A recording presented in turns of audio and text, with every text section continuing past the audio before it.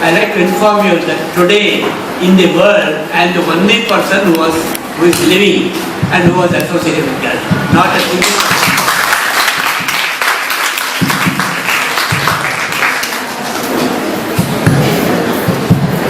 You all may know how old I am. Can you guess what my age is? 93. I am 93. Free from all ailments. I never had any ailment all my life. No stomach ache, no headache, no nothing of that kind. I do not know how it's. Sometimes I tell people I like to know what headache is. They say, no, don't wish for it. So I never had anything. That's because of good habits. Now before I tell you something about Gandhi, I would like to tell you something about the British rule in India. Because I was born when the Britishers were here. My date of birth is celebrated all over India. 15th August. Country celebrates my birthday. I was born not in, though I am a South Indian, I was born in Simla, Himachal Pradesh. So I know very little of Tamil, but I know most of the North Indian languages, Gujarati, Hindi, Urdu, Punjabi, all that I know fluently. But I don't know much of Tamil, but I have learned a lot after coming here.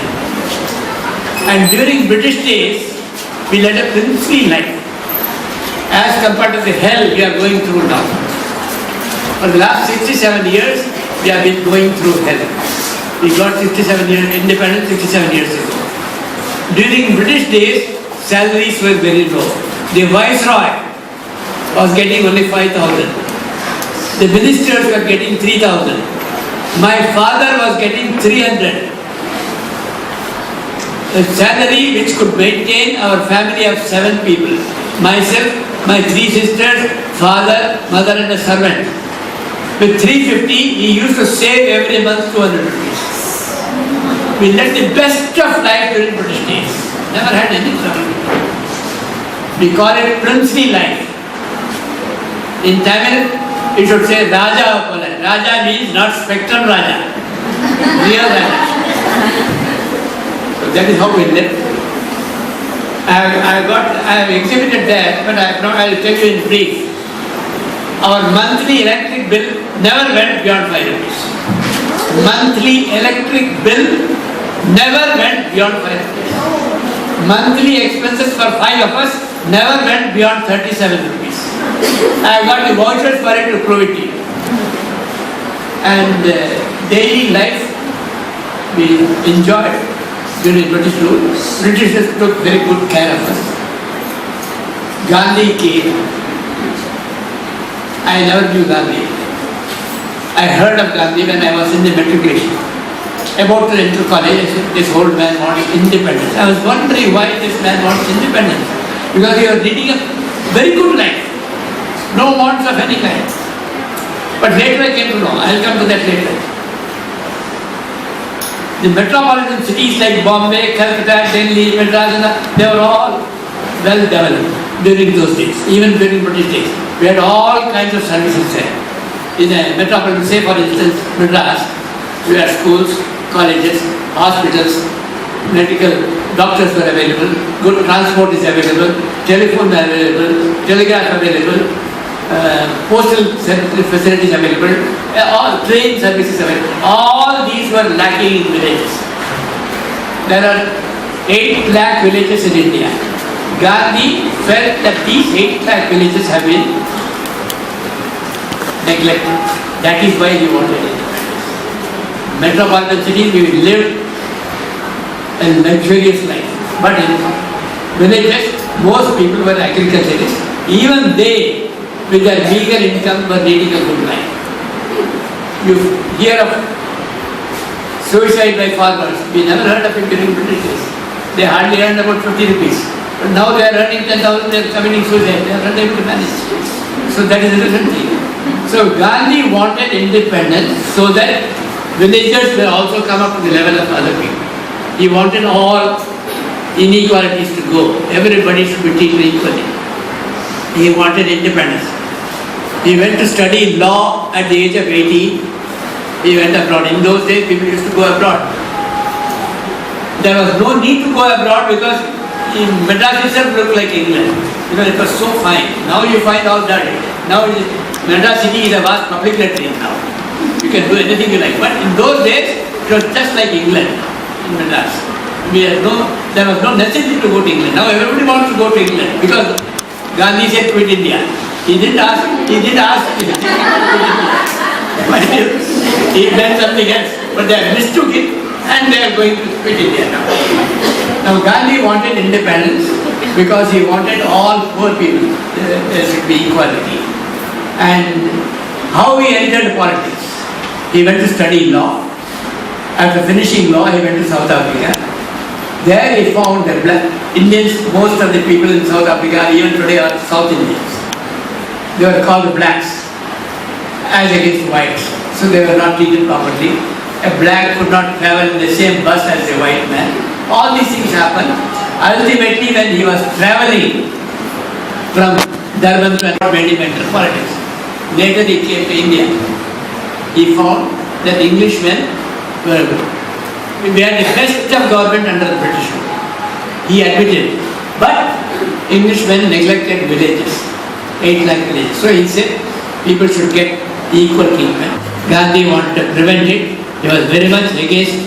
But at one time, Muhammad Ali Jinnah, who was responsible for Pakistan, he was himself a congressman. He wanted a united India. He has said so many times. But he should not be made. I would like to become Prime Minister. Nehru was very anxious to become Prime Minister. That is one mistake he made. He was very anxious that he should be made a Prime Minister and he didn't want to work under him. That is why at that time when Nehru was nearly 52 years old in 1947, after 1947 when independence came, he became the Prime Minister of India. Gandhi was very sad at the partition. He couldn't help it. He blamed the Hindus for the creation of Pakistan, not Jinnah, mind you. Note it carefully. Jinnah was adamant in getting Pakistan, but Gandhi could have prevented it by making Jinnah the Prime Minister of United India. But Nehru came in the way. He told all the Congress people, most of them were Hindus, they said don't accept Jinnah. So that is how I hold Nehru responsible for the partition. Gandhi himself said, I hold the Hindus responsible for the partition, not Jinnah. Partition came, Gandhi's political movement ended there. With the advent of independence, Gandhi's political life came to an end. Now he had to throw his weight to build an India of his dreams. India of his dreams was everybody should be treated equally. There should be no poor people, there should be no rich people. Everybody should have everything they need for their life. That is why he wanted the Congress to be wound up. Congress party was the only political party in those days which fought for independence. Now you have got many parties. So Congress party being responsible for the grant of independence, Gandhi said, our goal has been reached. We have got independence. Now what do we want? We don't want the Congress. We want a people's party. A party comprising of people to work for the welfare of the people. That is what he called Lok Sevak Sangh. Form a Lok Sevak Sangh. Lok means people, Sevak means service, Sangh means organization, and organization serves the people. Congress work is over. You got independence. Now you want an organization to work for the people. That is the same thing as what is Aap Aadmi you have got now. Same thing. There is no difference. Congressmen never wanted to disband Congress because they thought they got independence. Gandhi said, Congress alone has not got independence, and if the people had not united, if the entire country had not been united, they would not have got independence. So make a Lok Sevak Sangh, they didn't accept it. First mistake was they didn't accept Congress. Now you find in the next election, Congress will automatically go. You are seeing newspapers, so you are seeing what is going on in the country today.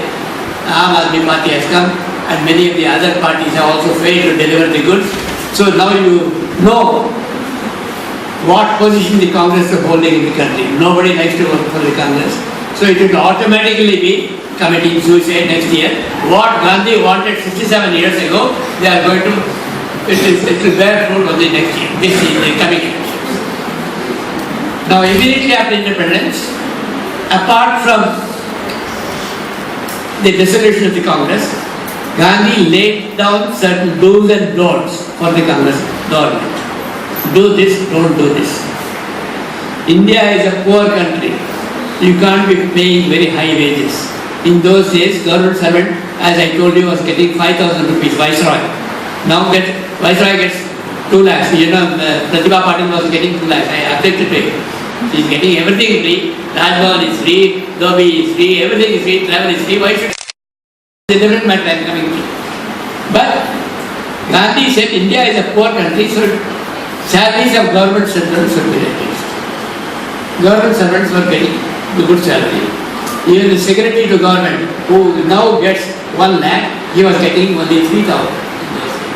Comptroller and Auditor General of India was getting 5,000 in those days. Now he is getting 1.5 lakhs.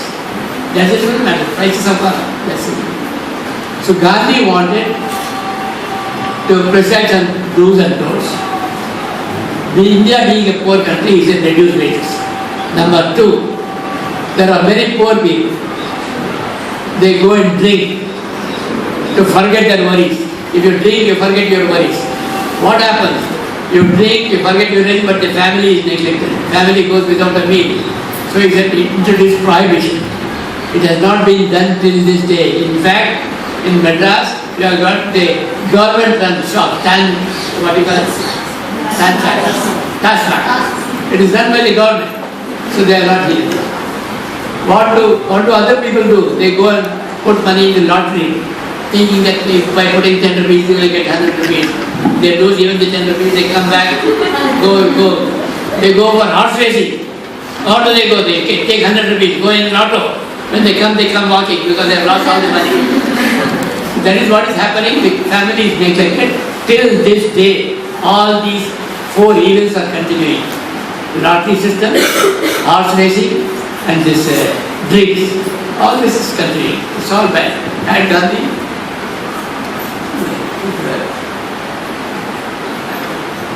all this happened because of Gandhi.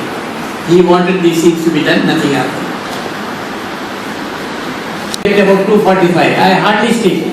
I sleep when I have no work, I sleep here for 10 minutes. That 10 minutes siesta is equal to 2 hours sleep. Siesta during daytime means you feel like sleeping, you close your eyes to 10 minutes. After 10 minutes you will automatically get up and you will feel refreshed. As if you have slept for 4 hours. That is called siesta, S-I-E-S-T-A. That is what helps me to keep myself fit. I get up at 3:30, I clean my road with a broomstick. The Aam Aadmi Party have stolen my broomstick as this thing. That is my broomstick. They never knew about it. I have come to that because it is exhibited there.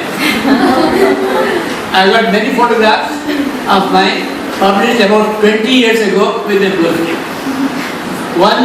My broomstick was published in the Week magazine about 12 years ago.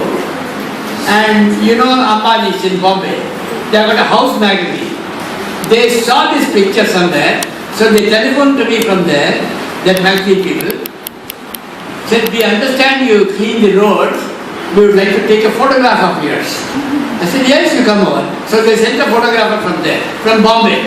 He came and stayed in a 5-star hotel. Comes from by air, stays in a 5-star hotel. He brings up from there to my house. Sir, my boss spoke to you. I have come to take a photograph of yours while you are cleaning the road.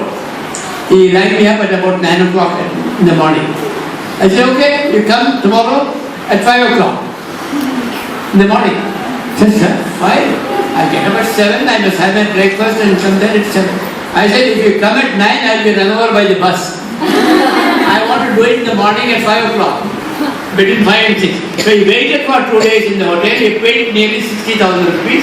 He came to see me at 5 o'clock on the 4th day. He took a photograph and published it in the magazine. That is what is happening. So morning work is, your mind is very precious. There's no interference, there is no telephone call, you can go on with it. That's what I learned from getting up early from Gandhi. I joined Gandhi because of manual work. I dislike secretarial work. I don't like all this teleprinter and there are many things, people have this cell phone. I do not know how to use a telephone, to tell you very frankly. Sometimes he hands over, but I want to know how to handle it. And there are many other things, what do you call it? Many other things I see. All these usages, isn't it? www. I cannot understand anything. I'm an old man. I am alright with my typewriter, which is about 50 years old. I type the letters. I got a grandson he was about 6 years, 7 years old. He said, I'll type the letter for you. He said, how? He said, he has got that computer. I don't know anything about the computer. I know only the spelling of computer. I know nothing of it. He said, I will type it. I said, no, I don't want to type it. I would like to type it on my typewriter. I got a Remington typewriter. I type all my things. So I like to do everything myself. I do my own cooking. Guests come, 7 people, I cook for them. I wash their plates. I don't allow them to wash their plates because they do not know how to wash their plates. In their homes, they have got servants. And if they wash my plate at home, they spill water everywhere and then they have to do all the other work. It's better to keep it there in the sink. Keep it on the sink. They do not know even how to place a plate on the sink. They would have taken drumstick. Along with the drumstick they would put. Why not put the drumstick in the wastepaper basket and then put it? There is no nothing. They are all catered by the servants at home. So they know nothing of kitchen work. So I have got the kitchen. When people come to my house, they ask my people who are, is he in the laboratory? I keep it very clean. They call it a laboratory, scientific laboratory. My kitchen is called a laboratory. I keep it very clean. If it is not clean, I don't do anything. And I keep on working till 2 o'clock. I don't go to bed before 2 in the morning. 3 o'clock, I doze for 10-15 minutes. I am fresh. I have my morning coffee at about 3 o'clock. Then I go to the garden. Then my garden work takes me about 7 to 8 hours. I enjoy this work. That is why I joined the ashram. Ashram is a place where there is community life. There are no servants. When I was living with my father, we had 2 servants. One was paid 5 rupees a month, the other was paid 7 rupees a month, 24 hours work. And they used to do all the work, kitchen work, everything. Now in the ashram, everybody does the work which he likes to do, ability to do. If I am a good cook and I join the ashram, I will be in charge of the kitchen. If I am a good gardener, I will take care of the garden. If I know how to milk the cows, I will be in charge of the cattle. So that is how people work in the ashram, according to their likes and according to their ability. I went to the ashram because I am very fond of gardening. Today I am the only person having a garden. I got nearly 1,000 plants. In my street, not a single person has got. And in other places also, I find nobody is interested. They think it's a waste of time. But I enjoy working. Manual work, enjoy. Even at 2 o'clock, I keep, if I see cobweb, I immediately take up broomstick and clean. That's my habit. Cleanliness is most important. I learned some of these things. I knew about it because I was living with Englishmen in those days. They led a clean life. But I learned a little more when I was a man. I joined the ashram because of my interest in manual work. When I joined Gandhi's ashram, I didn't join Gandhi, I joined Gandhi's ashram. When I went to the ashram, it was in Sevagram near Nagpur, Wagla. I didn't know that it was Gandhi's ashram. I went to work in some ashram. All ashrams do their work. There's no such. So I went and joined that ashram, not knowing that it was Gandhi's ashram. Gandhi was at that time imprisoned in Aga Khan Palace. 1942, quit India war. He was imprisoned. And when I went there, I was working in the garden. I would come to the room during the daytime. There were letters addressed to Gandhi. I said, what did Gandhi to do with this ashram? I came to know that it is Gandhi's ashram. Then I saw letters coming in. Gandhi was not permitted to receive mail when he was in prison. Any letters coming to him had to be deposited. Only after his release he could read. So he was not permitted to receive his mail either in the palace or in Aga Khan Palace or in the ashram or anywhere. To talk about Gandhi, I need at least 3-4 days. So I can tell you, when Gandhi was released from prison because he was not well, he came to the ashram.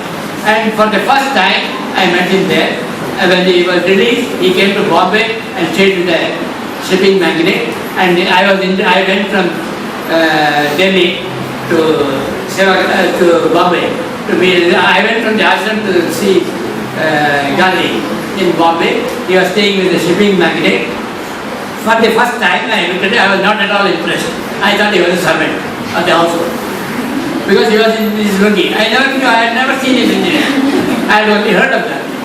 Then, when I was talking to him, when I went inside, along with the ashram people, from ashram we went to Bombay. We were standing at the doorstep. Gandhi was talking to somebody in his loincloth. The other man he was talking to was dressed like this. I thought this man was Gandhi and that man is his servant. I didn't know who it was. After he finished talking, he went and sat on his mattress. There was a mattress at that one corner.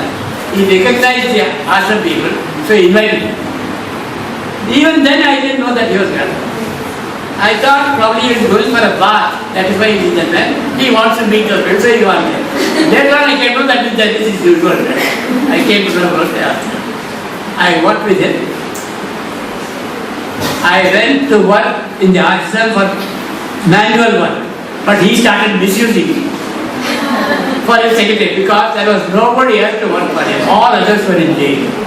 He was released because of his ill health, but there are other people who are all in jail. He came to the ashram, and since so many letters had piled up, I told you many letters are there. There are nearly 5,000 letters in the last 2 years. He wanted to reply to them. So he used me to dictate the replies and then type direct.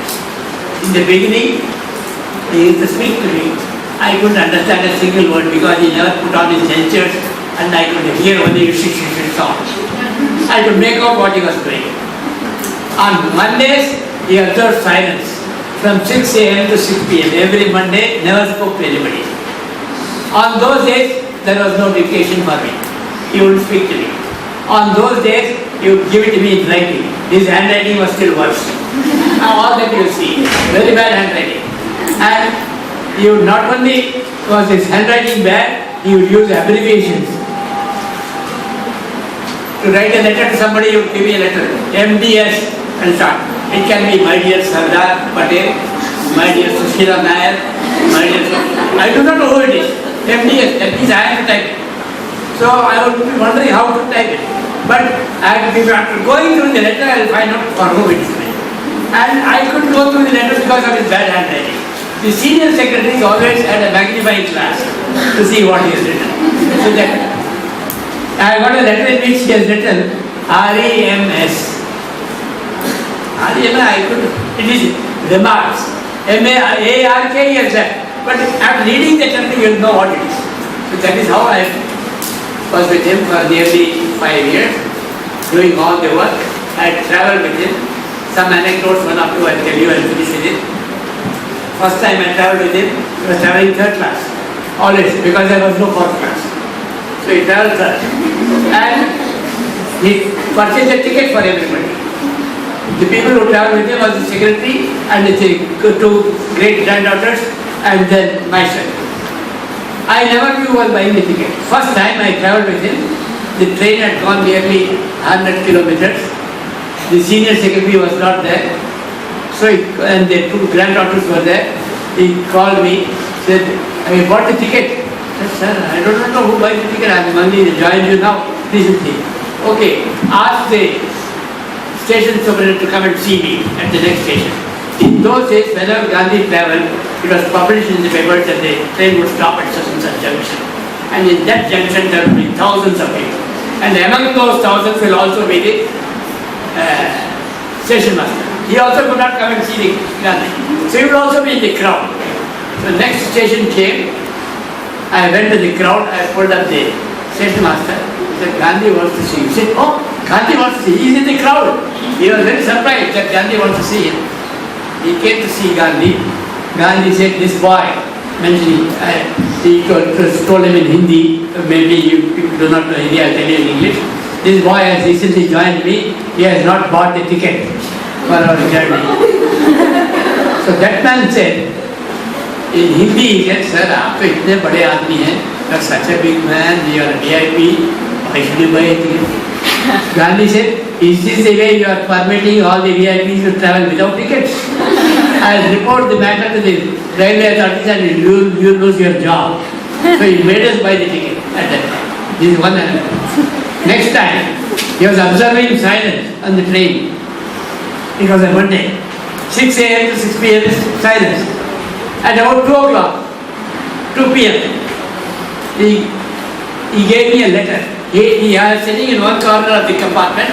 The compartment was occupied only by 4 of us. Myself, with the two granddaughters, and another secretary and himself. People won't enter the compartment out of respect for him. It's a third-class compartment. He's bought the ticket. So he called me like this because he couldn't speak. He was observing silence. He gave me a piece of paper. Only 3 lines were there. It was addressed to Lord Wavell, the Viceroy. A letter to be typed. When I went there, when he called me, I gave him the paper. When he gave me a paper, it is meant for typing. I know it. But I had recently joined there. So I never carried a typewriter with me. I didn't know who is to give me. I have come here, I do not know that I have to buy this. This for them to provide. So similarly, I expected that he would be having a typewriter. He gave me that letter.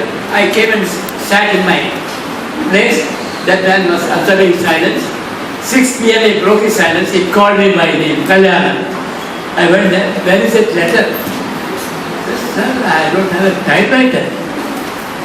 He immediately said, when I send for a barber, I expect him to bring his tools. Meaning, thereby, when a secretary goes there, he must always go with a pencil and paper and all that. I know that I was fresh from college in that person. So that is how he treated me on that day. And fortunately for me, in the next compartment, journalists were traveling with us. Always journalists used to travel with us. So I borrowed one of their typewriters and typed the letter. It was not a very good typewriter, but anyway I managed. In 47, Direct Action Day was observed by Jinnah. He wanted to kill all the Hindus. 3,000 Hindus were killed on that day, Direct Action Day. Gandhi wanted to stop all this. He went from Delhi to Calcutta to stop all this killing. When he was sitting in the ashram, people came to complain to him. Muslim delegation of 20 people would come. So these Hindus are troubling us, they are killing us. They go away. And Hindu delegation would come. They would complain against Muslims. So like this went on for 2 days. No sleep at all. One by one they complaining against each other. And those 2 days I had no work at all. I told you I am a workaholic by nature. I cannot keep quiet here for a single minute. I must do something. Sometimes I tell people if I have no work, I will spit here and then clean it. That is what work. That is the way I look at work. So I didn't have work for 2 days. He was talking to the delegation. I wanted to tell him, sir, I am getting bored. At least in the ashram I was doing some agricultural work. I was helping in the kitchen, but here I have no work. You are not detecting any letters to me. I wanted to tell him, but he was surrounded all the time by these delegates. People were complaining. He was going to his toilet. His toilet was nearly 40 feet away in the corridor. Then he opened the door. He is sitting here. He opened the door. He went to the toilet. I thought best thing is to catch him when he comes back from the toilet. When he was returning, sir, I am getting bored. I have no work at all. How do you say there is no work? There is enough work. I have just passed schools. Go and see. Nothing is inflating. You must do work. That is why when people come to me, no work, there is enough work. But people don't want to work. That's how I lived with Gandhi and I learned a lot. I want to mention 1 or 2 things and then finish it. About assassination, all this they can see on the paper. I want to tell you something about it. Gandhi was very economical. Any letters having claim, envelope. I got about 10,000 envelopes at home. Each envelope costs 10 pounds. The price has gone up. Everybody wants to see. I am keeping it there and I am not getting it. Our job was, this is an envelope. Slit open this side, open it, back side you write. No white paper at all. He was getting so many letters, he never used white paper. Only back side. Supposing you write a letter to him like this, and this place is blank, you cross it and use this for writing. Envelope split open on three sides and made into pads of different sizes. Now, this is a letter he wrote to me. I want to tell you.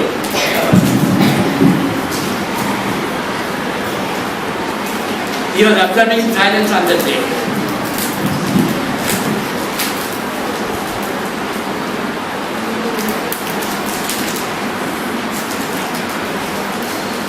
Now this is a letter from somebody.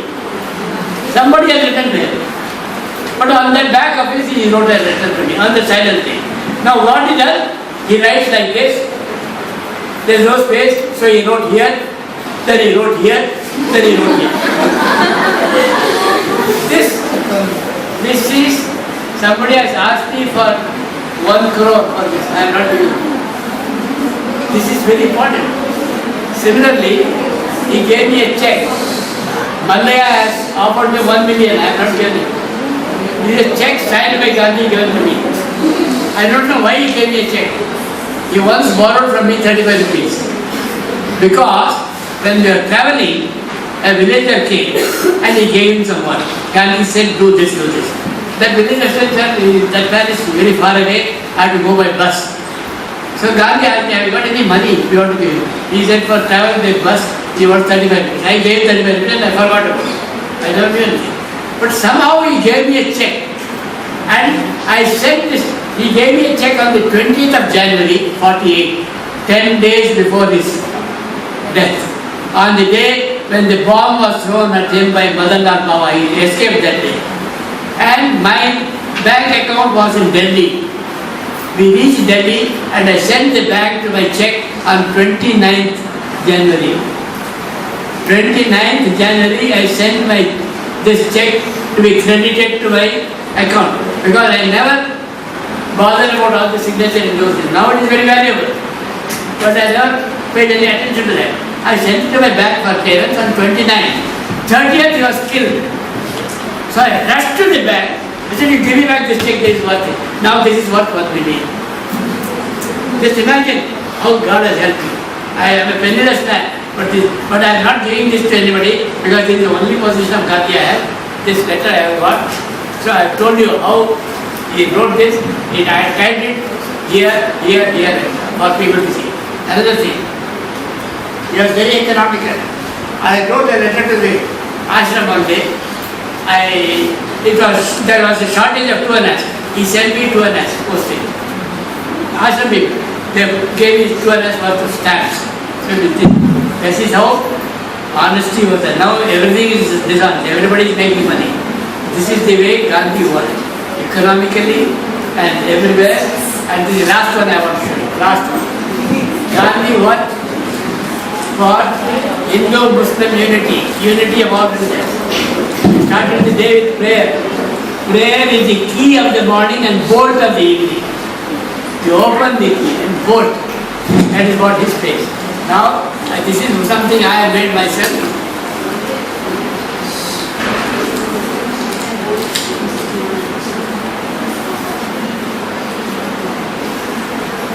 Can you tell me what is this?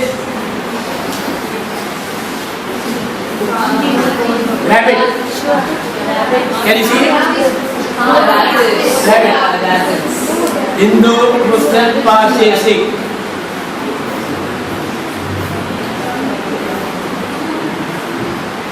Sorry.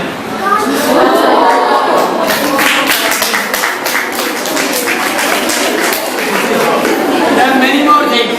I told you, Gandhi cannot be described in 2 days, 1 hour. I need 3 days.